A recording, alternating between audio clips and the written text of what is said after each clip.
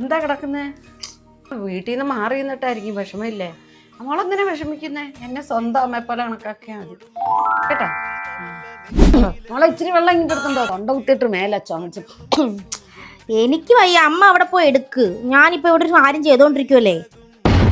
വെള്ളം എടുക്കാൻ പറഞ്ഞപ്പോ അവള് ഫോണിൽ കുത്തിക്കൊണ്ടിരിക്കുന്നു. മോളെ മണി 8 കഴിഞ്ഞല്ലോ, എണ്ണിക്കുന്നില്ലേ?